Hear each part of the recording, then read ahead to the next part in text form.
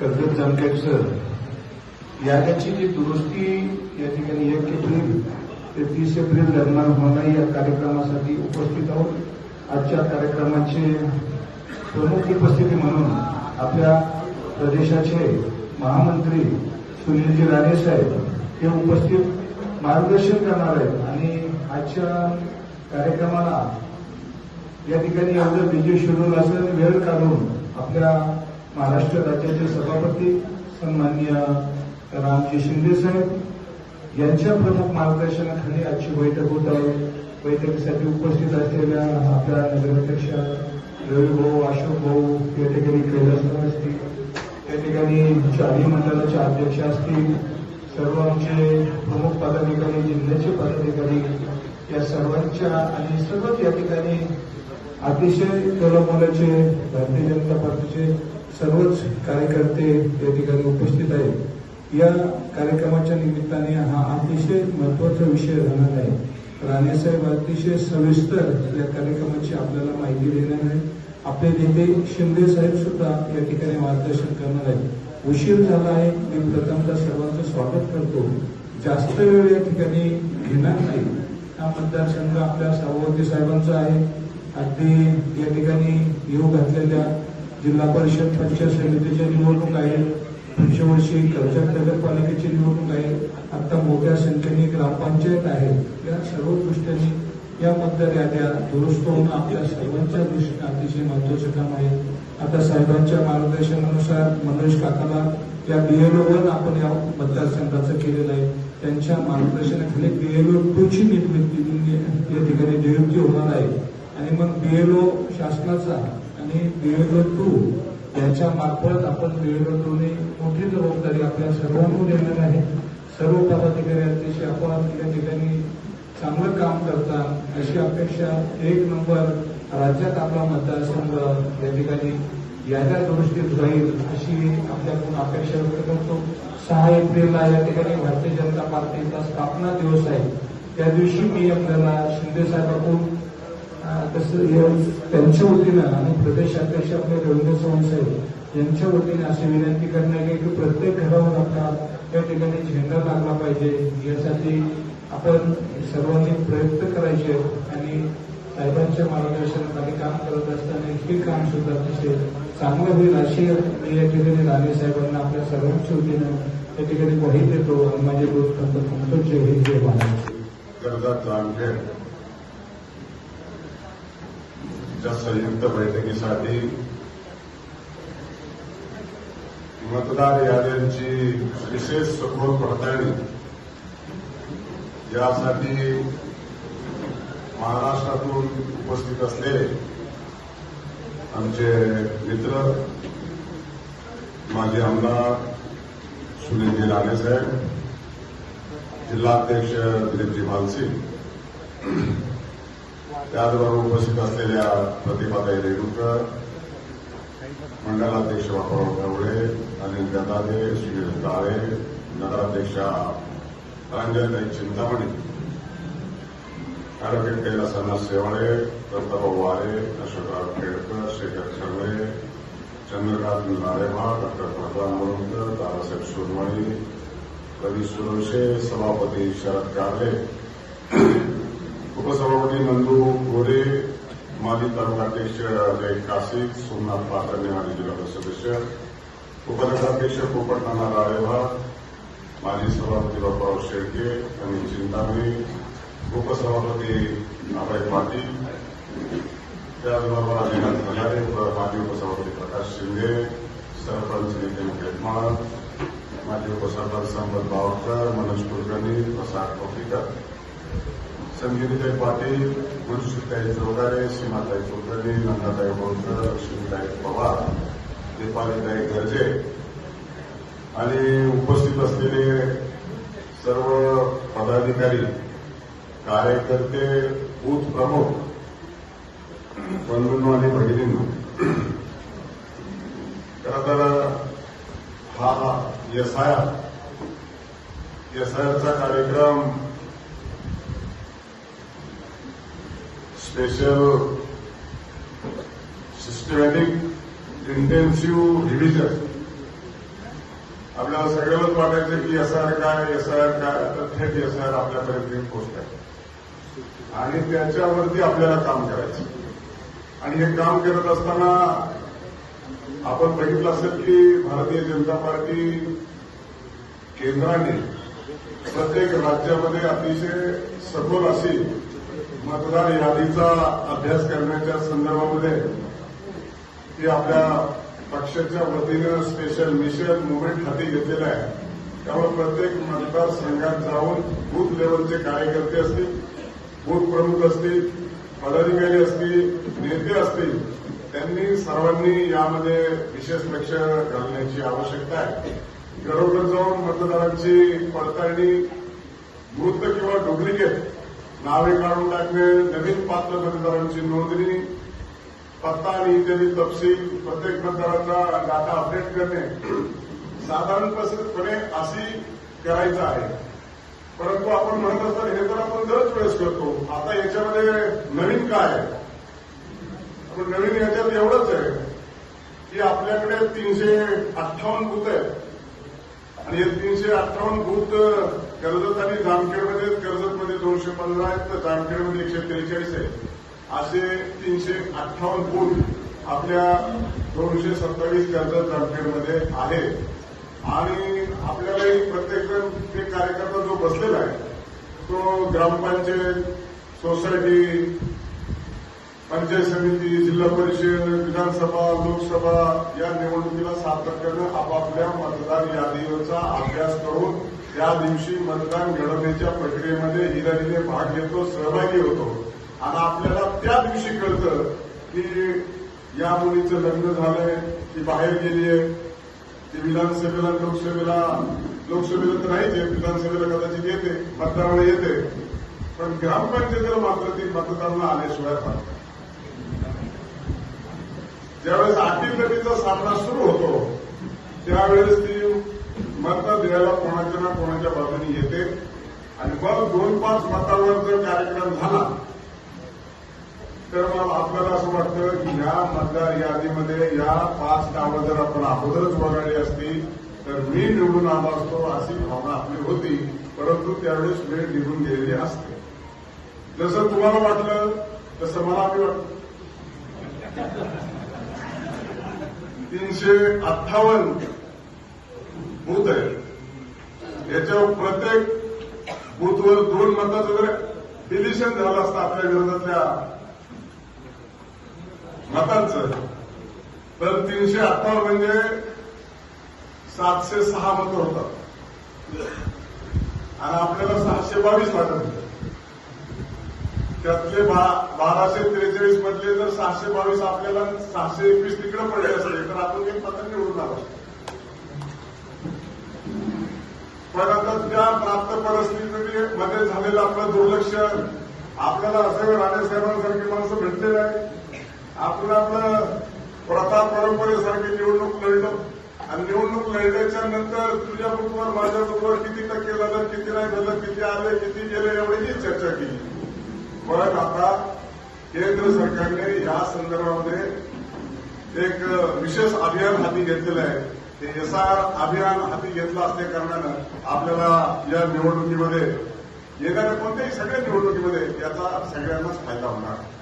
त्यामुळं आता मला एक IAS ऑफिसर भेटला, नाव सांगणार नाही, ज्याचा कंट्रोलिंग ऑथॉरिटी म्हणून इलेक्शन कमिशनचा प्रमुख जिल्ह्याचा अधिकारी असतो, तो जिल्हाधिकारी असतो. आणि IAS ऑफिसर भेटल्याच्या नंतर म्हणजे एसआर एवढं खतरनाक आहे. मी सुद्धा माझ्या गावाकडेही नाव होतं आणि तिकडे जिथे नोकरी करतो तिथेही नाव होतं. तर मला एक नाव त्याच्यातून कट करावं लागतं. त्याच्यामुळे आपल्याला कष्ट आणि मेहनत जास्त घ्यायची नाही. फक्त अटेन्शन मूडमध्ये भारतीय जनता पार्टीचा कार्यकर्ता बूथ लेवलवरती उभा राहिलं पाहिजे. कोणत्याही अधिकाऱ्याची हिंमत नाही तुम्हाला समजा डबल नाव ठेवायची. आणि त्यासाठी आता राणेसाहेब तर त्याचा विस्ताराने सांगतीलच. आणि म्हणून ही तुमच्या आमच्यासाठी भविष्याच्या राजकारणासाठी अतिशय महत्वाची मुवमेंट भारतीय जनता पार्टीने हाती घेतलेली आहे. आणि त्यासाठी प्रदेशाहून आपल्यामध्ये माणसं आणि पदाधिकारी आणि नेते आपल्याकडे पाठवलेले आहेत. त्याच्यामुळं मृत आणि डुप्लिकेट नाव असलेले ऑटोमॅटिक झाले. काही विशिष्ट भागामध्ये तर आपल्याला कळतच नाही नेमकं कोण कोणाचं तर कोण कोणाचं. राम पवारनी त्याच्या घरात उमेदवारी दिल्याच्या नंतर निवडणूक लागल्यावर त्यांनी ती माणसं संपूर्ण महाराष्ट्रावर फिरतात, त्यांना इथं पाठ बघून 8 दिवस बसून. मी म्हणलं एवढ्या लोक कशाला आलं, तेव्हा मला इथंच असावं, ही गेली तर परत येत नाही. आता जर ही माणसं त्यालाच माहीत होती तर त्याच्या विरोधकाच्या उमेदवाराला ही माणसं कुठं महाराष्ट्रात येतं त्याला माहीत असेल काही संबंध आहे का? नाही.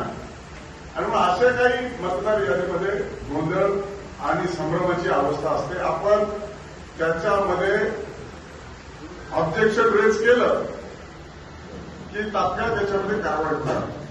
त्यामुळं आता ही सदोष असलेली मतदार यादी आपल्याला नीट नाटकी करण्याची एक सुवर्ण संधी प्राप्त झालेली आहे. आणि त्यामुळं हा जरी भारतीय निर्वाचन आयोगाचा जरी कार्यक्रम असला तरी तो भारतीय जनता पार्टीने अतिशय त्याच्यामध्ये लक्षपूर्वक लक्ष घालून आणि म्हणून राणेसाहेब आम्ही 3 तासापासून तुमची वाट पाहतो तुमच्या विचारांची.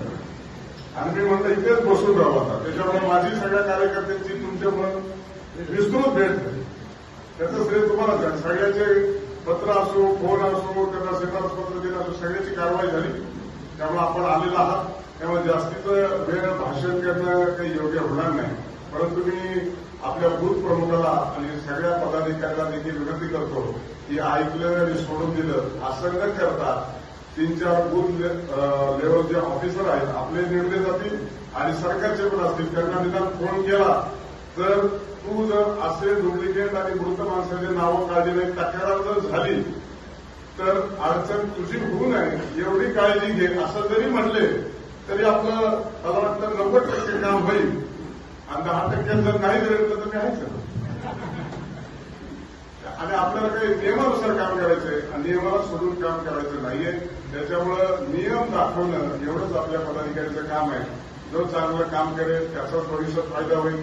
आणि त्यासाठी खऱ्या आपल्याला बैठक लावलेली आहे आणि या बैठकीला आपण सर्वजण उपस्थित आहेत. 1-1:30 वाजता आलेले आहेत. मी देखील 3 वाजता आलोय आणि तुम्ही आता मला वाटतं 5 वाजता पोहोचते.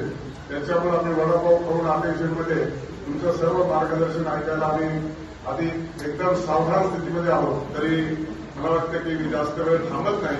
माननीय सुनील राणेसाहेब त्यांनी संबोधित करावं अशा पद्धतीची मी त्यांना विनंती करतो आणि माझं बोलणं. मला माहिती आहे तुम्ही घोषणा द्यायला थोडा गडबड आहे. खूप वेळ तुम्ही बसला तरी सुद्धा एकदा भारत माता की तुम्ही फोन लावून सांगा 2 तास लागणार अजून. फोन लावताय ना. आजच्या भारतीय जनता पार्टीच्या कर्जत जामखेड विधानसभेच्या SIR या बैठकीसाठी हे लावलं उपस्थित माझे गेल्या 30 वर्षापासूनचे स्नेही सहकारी आपले नेते महाराष्ट्र राज्याच्या विधान परिषदेमधील आमदार आणि सन्माननीय सभापती प्राध्यापक रामभाऊ शिंदेसाहेब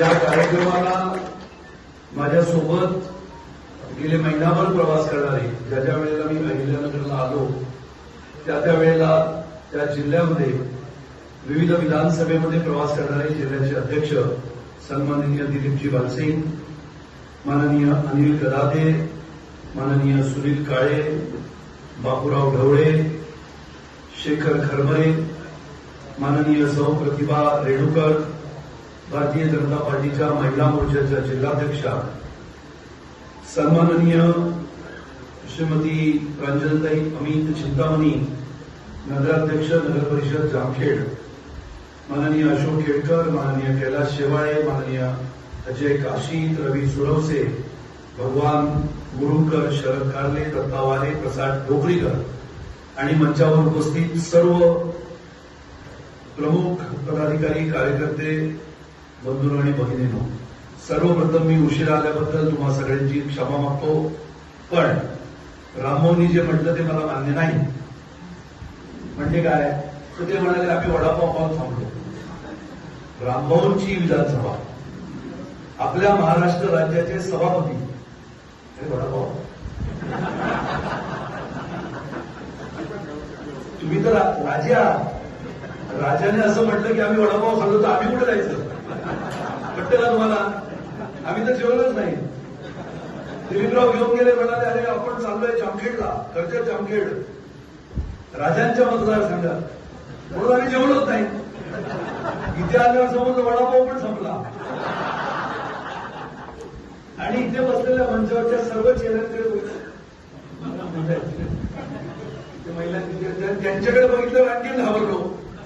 आणि रामभाऊ म्हणाले वडापाव खाऊन आम्ही बसलो आहोत, लवकर काय ते संपवा. आणि दिलीपरावांनी एवढं मोठं भाषण दिलंय, सगळ्या आकडेवारी दिली आहे. त्यामुळे आता येतानाच मी एका हॉटेलला सांगून आलो की 200 ते 300 लोकांचं जेवण लागेल आणि बिल रामभाऊ देतील. ते म्हणाले 2 वेळेचं द्या, तुमचं हॉटेल ते शोधून घ्या, सगळ्यात ज्येष्ठ तुम्ही आहे की नाही? कार्यकर्ते झाले असे कार्यकर्ते. त्यामुळे आजच्या या विषयामध्ये उशीर झाला आहे, पण आपण लवकरात लवकर तो विषय मी तुमच्या समोर मांडेल. जसं मगाशी आपण म्हटलं, रामभाऊंच्या मनातली व्यथा मी ओळखली. कसं असतं की निवडणुकीला जेव्हा आपण लढतो, सामोरे जातो आणि मग निवडणुकीमध्ये विजय किंवा पराजय होत असतो. ज्या ज्या कार्यकर्त्यांनी आज ना उद्या किंबहुना निवडणुका लढल्या असतील त्या सगळ्यांना कल्पना असते. म्हणजे आम्ही तर सगळे जेव्हा आम्ही काम करायला सुरुवात केली तो जमाना होता स्वर्गीय गोपीनाथजींचा. आणि मुंबईमध्ये गोपीनाथजी आले की त्यांच्यासोबत दिवस रात्र अशी 22 वर्ष मी काढली. आणि एका बाजूला स्वर्गीय प्रमोदजी आणि 2005 नंतर सतत गोपीनाथजी. आणि मग जेव्हा रामभाऊ पहिल्यांदा निवडून आले त्याच्यानंतर सतत त्यांच्याशी भेट असताना चर्चा होती ती आपल्या त्या नेत्याची.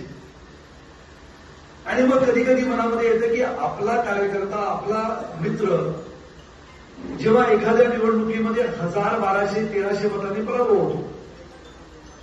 रामभाऊंना माहिती आहे, मी सुद्धा 2 वेळा पराभूत झालो वरळीमध्ये. ज्या वरळीमध्ये स्वर्गीय गोपीनाथजी राहायचे, प्रमोदजी राहायचे, तो एकेकाळी कम्युनिस्टांचा बालेकिल्ला. त्यानंतर भारतीय जनता पार्टी पहिल्यांदा तिथे निवडून आली. कम्युनिस्टांच्या बालेकिल्ल्यामध्ये माझे वडील तिथून निवडून आले. आणि असं करता करता तो मतदारसंघ आम्ही 1999ला त्या मुंबईच्या गँगच्या सगळ्या विरोधामध्ये लढत असताना आम्ही तो मतदारसंघ 3000 मतांनी हरलो. 99ला आपलं सरकार होतं, गोपीनाथजी गृहमंत्री होते. मला आठवतं 3 दिवस आधी आम्ही रात्री झोपडपट्ट्यांमध्ये फिरलो. साहेब उपमुख्यमंत्री होते, गृहमंत्री होते, निवडणूक डोक्यावर आणि झोपडपट्ट्यांमध्ये फिरायचे. निवडणूक आयोगांना फोन यायचे की तुम्ही उपमुख्यमंत्री आहात, तुम्ही सत्तेमध्ये आहात. ते म्हणायचे माझा कार्यकर्ता लढतोय, तर कार्यकर्त्यासाठी मी झोपडपट्टीत सुद्धा राहील, मग गेलं तरी हरकत नाही. आणि ती निवडणूक 3000ने हरल्यानंतर ती विधानसभा पुन्हा जिंकण्यासाठी 20 वर्ष परिश्रम केले. 20 वर्ष. 1999 ते 2019 दोनदा मी हरलो, एकदा शिवसेना हरली. राष्ट्रवादीचा उदय झाल्यानंतरचा शरद पवार साहेबांचा सगळ्यात महत्वाचा मुंबईचा गडी होता तो म्हणजे सचिन हे. दाखवला माहिती. आणि मग आता 20 वर्षानंतर 25 वर्षानंतर लक्षात येतं की मतदार याद्या तेव्हा आपण जर बघितल्या असत्या तर हा 2-3 हजार मतांचा जो पराभव आहे तो आपण कदाचित थांबवू शकतो.